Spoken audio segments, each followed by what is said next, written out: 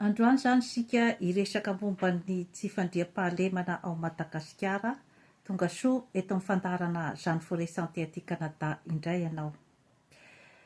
Mampatahotra dia mampatahotra ny tsy fandriam-pahalemana amin'izao fotoana izao ary mahakasika ny olona rehetra rehetra, ny malagasy tsy vaky volo hatramin'ny mpanankarena indrindra ka hatramin'ny mahantra ary hatramin'ny vehivavy na ny lehilahy na ny ankizy dia tsy misy afa-miala amin'io tsy fandriam-pahalemana io amin'izao fotoana izao, ka izay no antony tokony hijerevana akaiky dia akaiky izany ny momba io olana io. Atombokitsika izany tamin'ny nahafatesan'ilay rasazy narindra ben'ny tanàna tao amin'ny Ambatoa Finandrahana izany izay nitondra resaka be ary dia maneho ny fiaraha-miora izany amin'ny fianakavian'ny tompoko vavy, ny tenako izany eto amin'ny Jeanne Forest Santé. Ary tohina dia tohina ny fo satria vehivavy mitovy amin'ny tena no niaran-javatra ohatran'ireny, famonoana amin'ny fomba feno abibiana nahoana loatra re, kanefa dia vehivavy tanora 30 taona izay hoe mba manantena izany ny hoe andray andraikitra hitondra ny anjara birikiny izany amin'izany hoe fampandrosoana ny firenena izany no voan'ny sazy mihitsy mantsy izany no fieverako an'ilay fomba famonoana feno abibiana izany. Inona loatra ny tetena fahakalana satria fatezerana ange ny zavatra ohatran'ireny ary intimidation izy ny fitenenana. Izany hoe tena faizina tanteraka izany ilay olona. Inona nefa izany ny hoe zavatra amaizana azy. Maro dia maro izany ny hoe mety ho ao ambadiky ireny famonoana ireny satria ao amin'io Ambatoa Finandrahana io izany tamin'ilay commune izay nentiny izany dia misy harenan-kibon'ny tany maro dia maro izany ao anatin'io. Ka Mangataboagy moa izany ny anaran'ilay commune. Ka misy karazana conflit d'intérêt betsaka izany ao ambadika izay hoe misy toerana misy harenan-kibon'ny tany maro dia maro izay. Moa ve resaka politika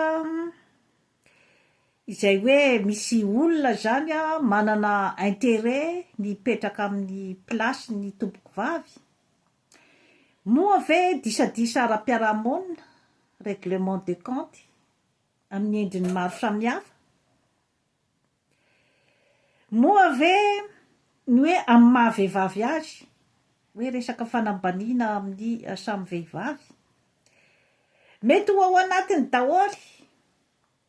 izay zavatra rehetra rehetra izay, na hoe ilay hoe izahay tsy te hoentina vehivavy. Mahalasa fisainana.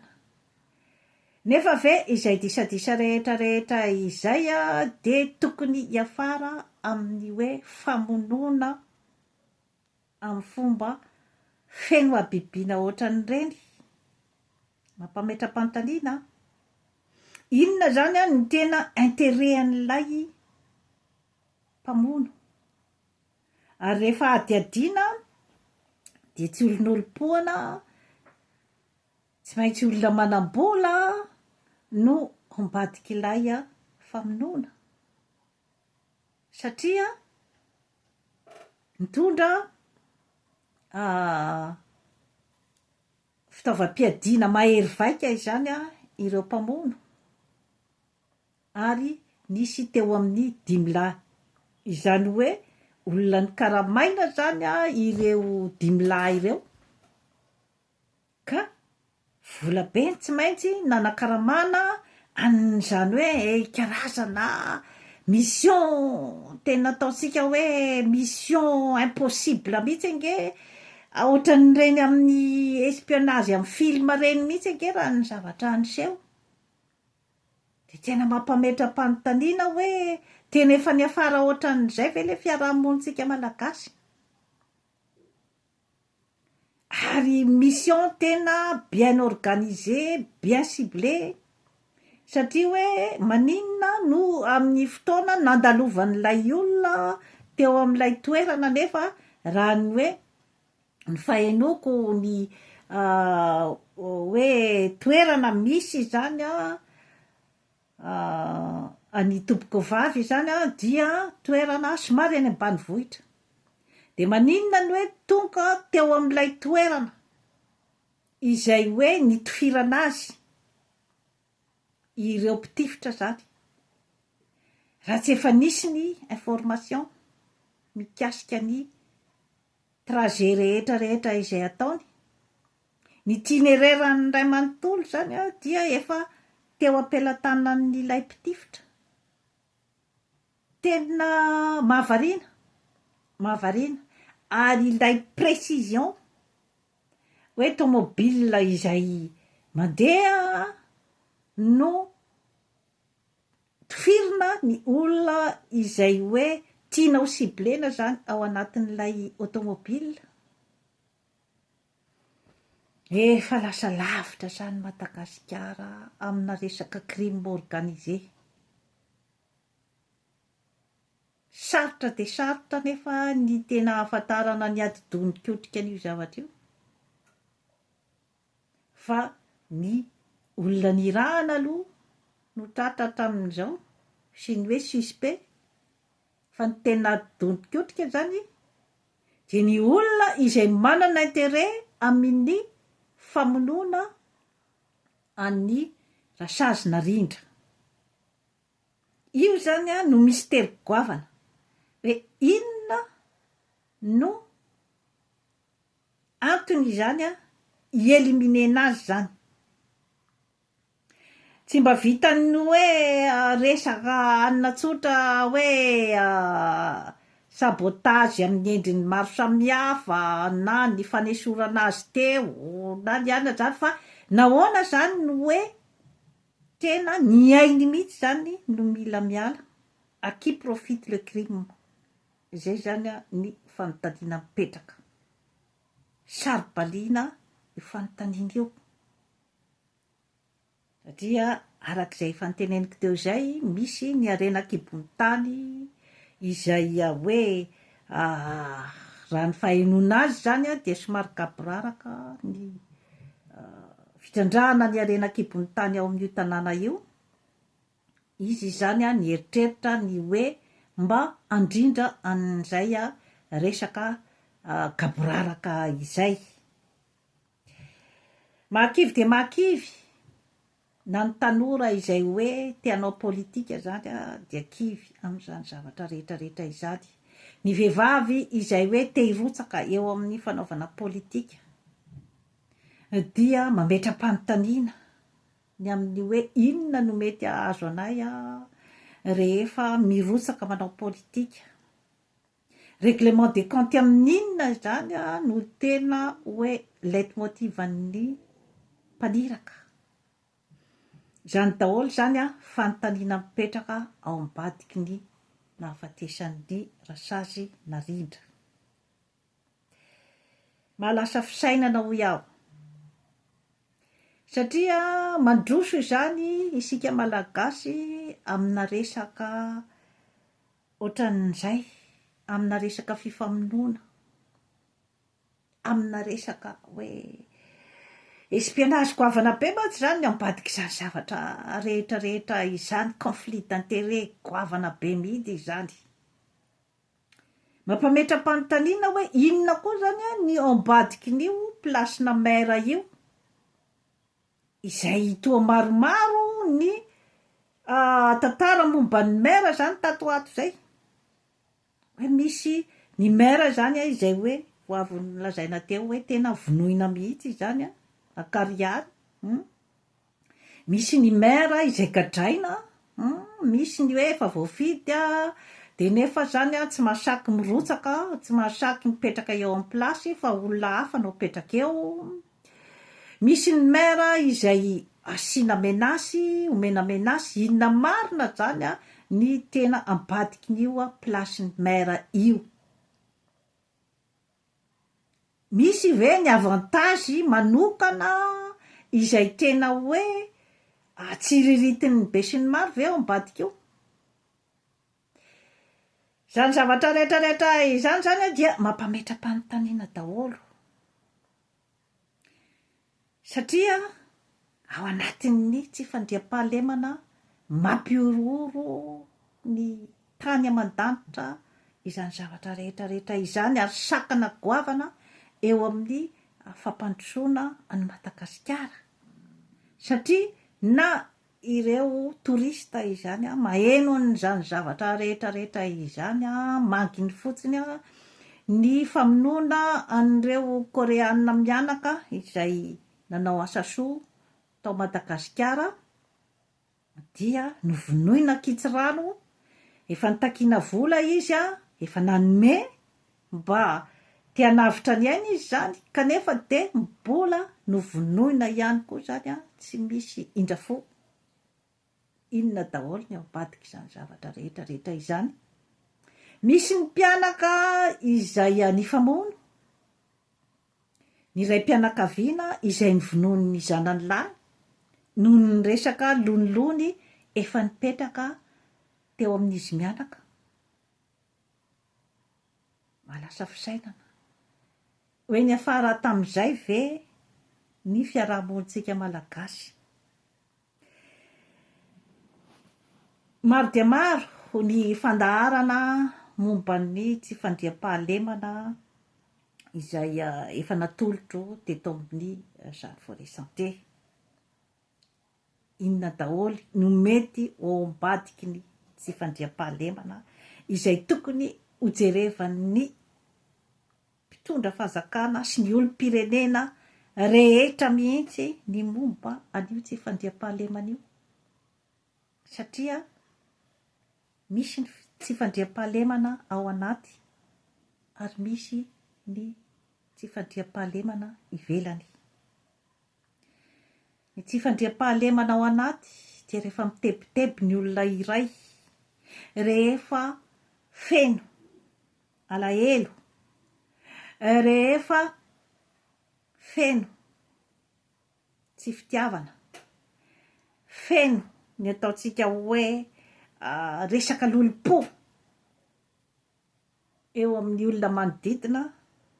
dia mety miseho aty ivelany a izay resaka atezerana rehetrarehetra izay inona ny mety mahatonga an'ireo karazana atezerana ireo zany eo amin'ny olombelona voalohany indrindra aloha dia ny insatisfaction misy zavatra izay hoe tsy mahafaly zany ny olona iray a eo amin'ny fiarahamonina eo amin'ny manodidina azy a eo amin'ny mpitondra fanjakana dia miseho amin'ny endrika aty ivelany a izay zavatra rehetrarehetra izay a amin'ny alalan'ny fandatsahanaina amin'ny alalan'ny fanaovana teny mahery na ny intimidation amin'ny alalan'ny fanaovana karazana esoteny sy ny hoe karazana fitsaram-bahoaka na ny resaka bavardage ao anatin'ny fiarahamonina groupe-groupen'olona tsy faly amin'ny système groupe-groupen'olona tsy faly amin-drakoto na amin-drabe na amin-drasoa ka mandefa izany tsy fahafaliana izany zany amin'ny alalan'ny erisetra. Mila dinihana amin'ny atsipiriany mantsy ny zavatra toy ireny, satria raha vao tsy madinika n'izay karazany zavatra izay amin'ny atsipiriany tsika zany, fa andeha fotsiny, andeha hikritika ny zandary sy ny pôlisy sy ny mpitandro ny fandriam-pahalemana, hikritika fotsiny ny mpiasan'ny fitsarana, hikritika fotsiny ny fanjakana. Tsy ho tafavoaka amin'izany tsika. Mila jerevana amin'ny atsipiriany ny resaka maha-olombelona. Mitomboka isika ny amin'ny hoe resaka zo fototra maha-olombelona izany. Rehefa ny olombelona iray no tsy mahazo ny zo fototra maha-olombelona azy dia vezivezy io fanahiny io. Tsy manana raisonnement, tsy manana jugement matanjaka izy, satria rehefa nona ny kibo izy tsika malagasy mivezivezy ny fanahy. Inona sy inona daholo ireo zo fototra izay hoe ilaintsika olombelona vao afaka hiakatrakatra ambony zany ilay fomba fijery. Averimberiko eto foana dia ny misakafo ara-dalàna ny olombelona iray, mananasa fivelomana amelomany ny tenany sy ny vady aman-janany, mipetraka amin'ny trano ohatry ny olombelona rehetrarehetra, misy jiro, misy rano, tsy voatery ho luxe akory zany. Mitafy ara-dalàna, mandeha any an-tsekoly ny zanany, voatsabo ara-dalàna, misy ny fandriam-pahalemana, miaina amin'ny rivotra madio. Izay zany no ataontsika hoe zo fototra maha-olombelona. Firy isan-jaton'ny malagasy no misitraka an'izay zo fototra izay. Satria averimberintsika eto foana ny resaka morala, ny resaka fihavarana amin'ny samy malagasy, averimberintsika eto foana ny resaka hoe tsy fanabeazan'ny ray aman-dreny. Rehefa 70 isan-jaton'ny malagasy, efa ampiakariko any amin'ny 70 isan-jato mantsy izy zao, mbola tsy misitraka n'izay zo fototra izay, mbola mivezivezy ny fanahy amin'ny fitadiavana, ny hoanina androany tadiavina androany, tsy hisy olona afaka ho raisonnenao na amin'inona na amin'inona eo. Atombokontsika izay insécurité izay ange, tsy voatery ho resaka fikirakirana vola be koa ny hoe insécurité mipetraka eo amin'ny tany iray, fa hatramin'ny filoham-pirenena ange mbola ao anatin'ny insécurité izy amin'izao fotoana izao, ka hatramin'ny vahoaka madinika tsy mandady arina. Inona ny insécurité mahazo ny filoham-pirenena amin'izao fotoana izao? Ny tebiteby ny amin'ny hoe raha ohatra aho zao ka miongana teto, hoay zaho zany. Efa insécurité nge zay zavatra zay. Tsy maintsy manao izy izany izay hitazomany ny plasiny. Mila fakafakaitsika daholo nge zay zavatra zay. Andeha aty andafy izy zany, anao inona? Anao soferan'ny taxi ve izy zany tonga aty andafy? Mba mieritreritra ny tenany ihany koa izy, zany hoe mbola ao anatiny ataontsika hoe insécurité izy zany. Donc tsy maintsy izy zany mitady ny moyen rehetra ifikirany eo, dia ny fanambatambazany ny mpitandro filaminana amin'ny alalan'ny fanakaramana ny olona rehetra izay afaka mitazona azy, miaro azy hijanona eo amin'ny fitondrana. Inona nefa ny mahatonga n'izay zavatra rehetra izay? Ilay système ny fanaovana politika.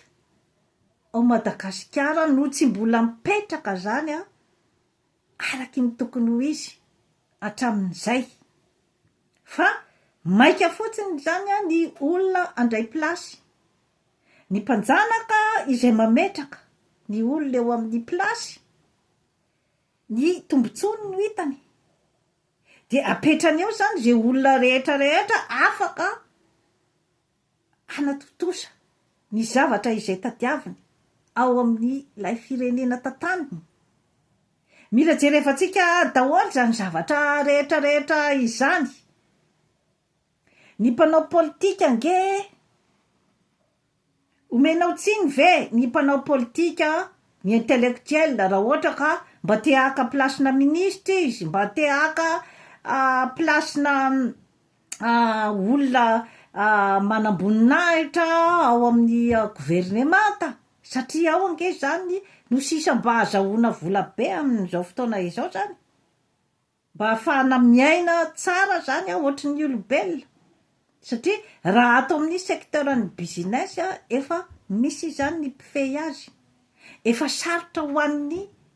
manam-pahaizana zany ny hiditra any amin'ny secteuran'ny business miditra nefa izy aty amin'ny resaka hoe mpiasam-panjakana tsotra ohatra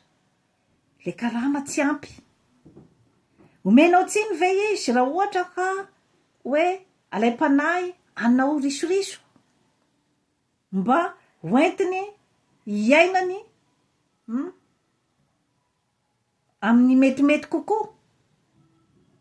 mila jerevana daholo nge zany zavatra rehetrarehetra izany ny mpitandro ny filaminana izay omentsika tsy ny foana zany hoe inona fotsiny le ataony mpitandro filaminana izy koa mba mitady ny asoany fiainany satria tsy ampy ny karama izay iainany ny fonctionnaire malagasy amin'izao fotoana izao manginy fotsiny ny dokotera any hôpitaly sy ny infirmier tsy ampy azy miasa mafy reo olo reo nefa tsy ampy azy ny karamany mila jerevana daholo zany satria ao anatiny tsy fandriam-pahalemana daholo izany zavatra tantaraiko izany satria raha vao ny fiarahamonina no misy miteraka disadisa miteraka fahatezerana dia tsisy zavatra ilamina eo ny ray aman-dreny variana mitady vola omenao tsiny ve izy tsy ampy ny vola ho an-trano tsy misy itsony zany ny fotoana izay hoe anabeazany zanany zany daholo nge no hoe problema misy zany ao Madagasikara amin'izao fotoana izao zay problema goavana de goavana ary mila ny famahana ny olana haingana de haingana satria ao anatiny ataontsika hoe zany hoe resaka fanagadrana ny olom-pirenena rehetrarehetra tsy akanavaka io zavatra mitranga ao io voafehy hatrany amin'ny mpitondra firenena voafehy satria rehefa nandray volan'olona ianao rehefa nanao fifanarahana tamin'olona ianao de tsy maintsy manonotra an'izay karazana dila sy izay hoe karazana fifanarahana izay natao teo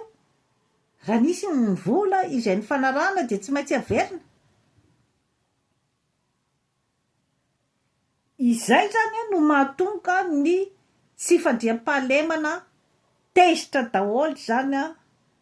ny olom-pirenena tsy vaky volo amin'izao fotoana izao ny olona angalarana tezitra amin'ny mpangalatra ny mpangalatra tezitra matoa izy manao an'ireny karazana famonoana amin'ny fomba feno mabibiana ireny tezitra izy ny amin'ny hoe nahoany zahay tsy mba jerevana matoa ireny basy sy ny fitaovam-piadiana ireny miparitaka eranio tsy kodikely ary ambany vohitra ary akory no andeha forniran'ireo fitaovam-piadiana raitra de raitra sy mahery vaika ireo tsy maintsy olona manam-pahefana manana ny pouvoir ampidirana sy anaparitahana n'izany no anaparitaka an'izany. Mila jerevana daholo amin'ny atsipiriana ake zay zavatra rehetrarehetra izay raha ohatra ka tena hoe tiatsika zany ny hoe anongotra ny tsy fandriam-pahalemana. Zavatra efa système napetraka ny mpanjanaka ny hoe ampadoina ny vahoaka. Rehefa tsy mianatra daholo ara zany ny fitopolo isan-jaton'ny malagasy. Amin'ny fomba ahoana moa zany ny anaovanao conversation amin'ny momban'izao fitiavan-tanindrazana zao. Inona ny conversation ataonao momban'izany hoe aza mivarotra tanindrazana. Inona ny moralité omenao azy zany amin'ny olona tsy mihinana ao anatin'ny insécurité sy ny tebiteby fatratra. Mila jerevany manam-pahaizana aingana dia aingana zany izany zavatra rehetrarehetra izany satria ilay toe-tsaina hoe sanarivo kozota. Ny zava-misy any ao Madagasikara dia misy mamboatra trano ngeza be dia fefena iny trano iny zany dia zay sy ny fianakaviako no ato aloha zany dia fa zay ataonareo any tsy afa-maina nefa ianao, tsy afa-maina ianao rehefa tonga ny mpanafika ka tsy afaka hiteny hoe tsisy hidirako ny momba ny tsy fandriam-pahalemana fa izaho efa mipetraka anatin'ny trano mifefy tsisy andrarahiako an'izany. Aza miditra amin'izay resaka hoe sanarivo kozota zay. Mety avoanao zany, mety avo ahy, mety avo ny havako, ny olona manodidina ny mpiray tanàna amiko. Tamin'ity indray mitoraka ity mantsy zany rehefa tena ilay manam-pahefana tao an-tanàna mihitsy zany no maty tamin'ny fomba feno abibiana, voazaintsika rehetra voataitra. Rehefa nisy namono ny vahiny ny koreana fa efa nisy atamin'izay nge ny fomba famonoana tamin'ny fomba feno abibiana. Manginy fotsiny ny zazavarira sy ny fanampisirana voamaso. Aiza daholo zany no miteraka an'izay karazana sy fandriam-pahalemana rehetra izay. Vovahany manam-pahaizana zany raha ohatra ka hoe tena hidirana lalina zany ahoana ny fomba amongorana azy io. Ny contrôle antsika olombelona sarotra io, sarotra ny maminaviana ny inona ny ao an-tsain-drakoto, inona ny ao an-tsain-drasoa. Satria sika malagasy dia malaza amin'izay hoe fahaizana miteny, malaza ny amin'izay hoe fahalalam-pomba, kanefa tsy fantatra izay eo am-pony tsirairay. Misy manao fitaovana koa zay zavatra zay, ny amin'izay hoe tsy fahafantarana ny ao anatin'ny lohanao zay. Mety olona izay mifanerasera aminao mahalala ny mombanao rehetrarehetra ny mety hamono anao. Manahirana dia manahirana zany io tsy fandriam-pahalemana io ka tsy tokony atao ambany zavatra. Ny vahaolana izay averimberiko eto amin'izany Forêt Santé dia ny hoe fanaovana ny latabatra boribory, ny manam-pahaizana rehetra, hijery ny lafy-javatra rehetrarehetra misy eo amin'ny fiarahamonina, ny asa rehetrarehetra misy mba samy mahazo daholo ny tombontsotan-drify azy ny rehetrarehetra, satria raha vao misy ange ny olombelona izay hoe negligenao zany dia izay ange no miteraka an'ilay hoe tsy fahafaliana. Marina aloha fa hoe tsisy ny afaka isatisfaire zato isan-jato zany ny olombelona rehetrarehetra zay entiny mandainga aloha na ny aty amin'ny tany mandroso ara sy misy an'izany mpitondra zato isan-jato isatisfaire ny tsirairay izany. Fa raha ohatra kosa ka ny hoe 5 amby 20 isan-jato ny olona izay entinao no mahita an'izay hoe resaka tsy fahafapo zay a de tokony mba eritreritra ihany ny mpitondra sy tena panika generala nge zao amin'izao fotoana izao e na eo amin'ny fifandraisana iraisam-pirenena izany a efa misy blocage be de be zany resaka tena incident diplomatique grave be ny fahafatesan'ny koreana mianaka iny ary miteraka hatrany amin'ny blocage ny eo amin'ny resaka hoe famatsim-bola blocage ny amin'ny fahatongavan'ny mpanorona entreprise ka rehefa tsy mazava koa ny resaka hoe fikirakirana ny arena kibony tany ny amin'ny hoe mba samy tokony ahazo daholy ny malagasy ty vakovolo dia mbola hifamonoany ny vahoaka eo rehefa tsy mazava tsara hoe inona ilay a fiaraha-miasa napetraka ohatrinona zany a no azon'ny malagasy amin'io orinasa izay apetraka io a amin'ny resaka fitrandrahana inona no mba azon'ny olona ao an-tanàna mandraky tiny androany aloha efa enimpolo taona mahery tsika no nahazo ny fahaleovatena fa miamitsotsorika mila dinihana daholo zany a izay zavatra rehetrarehetra izay a voazaitsika vo afaka miainga raha mbola lay metody taloha ihany hoe fitiavatena izay zany no andehanana eo de hoe misy olona mametraka nefa olona tsy niomana tamin'izany resaka politika izany mila koa zany a volavolaina amin'ny resaka toetsaina politika koa zany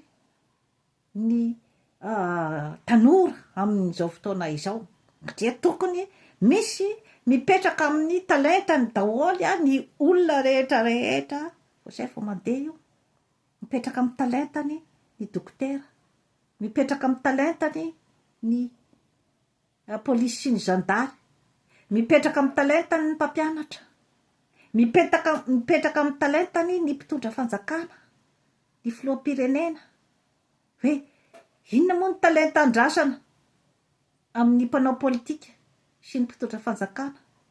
dia ny fahaizana mitondra hampandroso ny firenena sy ny hitsinjo ny vahoaka rehetra tsy vaky volo tsy akanavaka izay entinao mbola tsy mipetraka izay loatra am'izao mbola tsy mipetraka ka raha mbola tsy mipetraka izay zavatra zay a de eo tsika miodikodina eo isika ny fanopa eo isika ny famono raha mbola tsy mipetraka izay hoe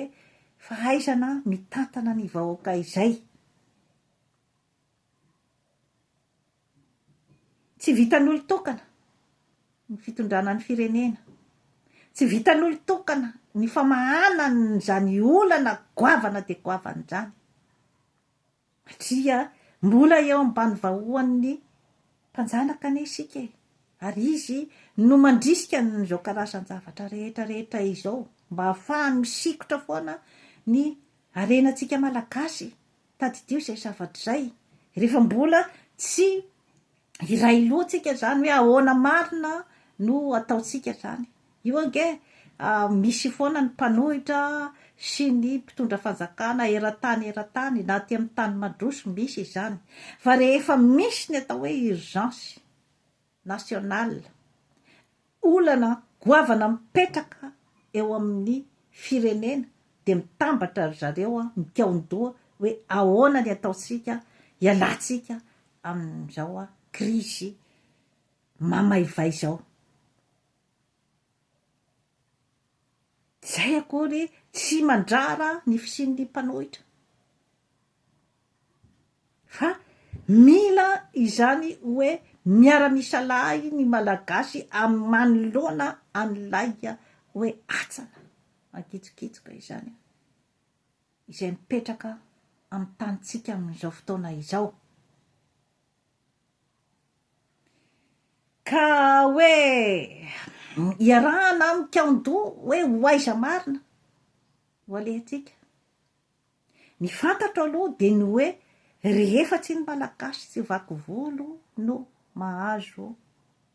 ny tombontsoa rehetra, mitovy ny tombontsoa rehetra izay omena ny malagasy, na avy any avaratra, na avy any atsimo, na avy any andrefana, na avy any atsinanana, na ny avoantany. Rehefa tsy ampitoviana zany a ireo faritra rehetra rehetra ireo a dia tsy mbola isy ny fitoniana eo amin'ny samy malagasy, tsy mbola isy ny fampandrosoana ao Madagasikara. Izay a no antony andrisiako foana ny hoe fikaondohan'ny malagasy tsy vaky volo. Ny fampandrosoana ny any amin'ny faritra tsirairay a izay ampitoviana amin'ny fampandrosoana ny ao Antananarivo. Izay a no ialana ihany koa zany a amin'ny insécurité sy ny fivangony olona rehetra rehetra ao Antananarivo, satria ao no eritreretiny fa mety mahasoa azy, ao no eritreretiny fa hanatsaratsara kokoa ny fiainany. Ka rehefa tsy jerena akaiky izay hoe politika ny fitsinjaram-pahefana izay a, ny renivohitra hiapotika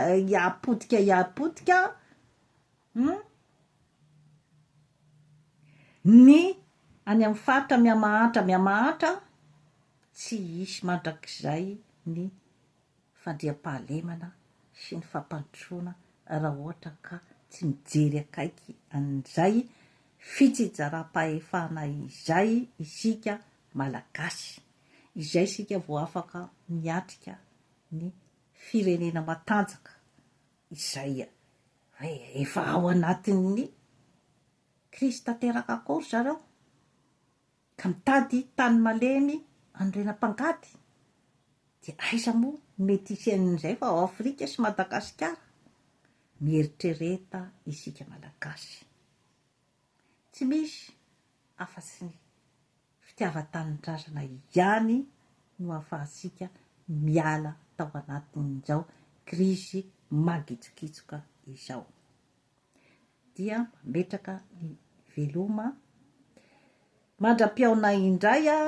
eto amin'ny Jeanne Forêt Santé, tsy dio matetitetika ny chaîne YouTube fa hanatsara ny fiainanao. Veloma tompoko.